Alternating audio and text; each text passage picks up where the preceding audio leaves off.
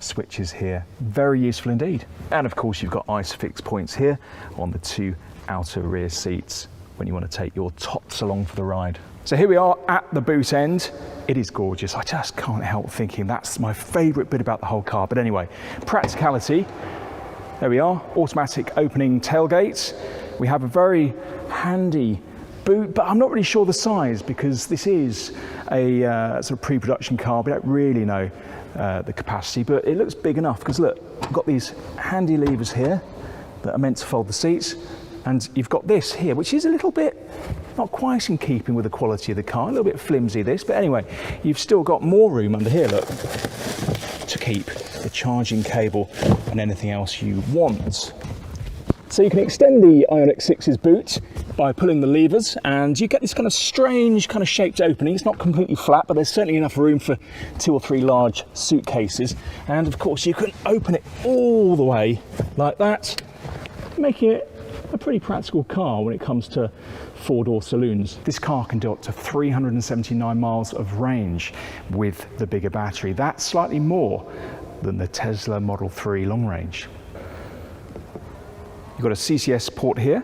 You can use the same 350 kilowatt fast chargers as the Ioniq 5, meaning you can boost the battery from 10 to 80% in just under. And you can't ignore Hyundai because of its EV production. But this is the latest Hyundai. This is the Ioniq 6. It's beautiful and it's a saloon, but we're so new to seeing this car that we can't drive it. But stay with it. Goes from a purple to a black to a blue to a green. It's gorgeous, this colour. But look at the front of this as well. Look at these lights here, beautiful. You've got this sort of coupe stroke saloon shape. It is actually a saloon. It's a 4-door saloon.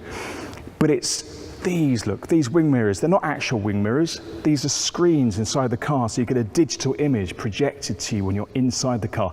More on that later though. And as you can see, this Ioniq 6 is covered in chromatic paint, so it's the kind of colour that changes depending on where you stand. It's the rear of this Ioniq 6 that really does it for me, and I think it'll do it for a lot of other people. The jury's out. Is it really reminding you of a Porsche Panamera or maybe even a Mercedes-Benz CLS? Well, I don't know, but it's just gorgeous. Look at this. This is a saloon through and through. You could almost say it was a coupe, really.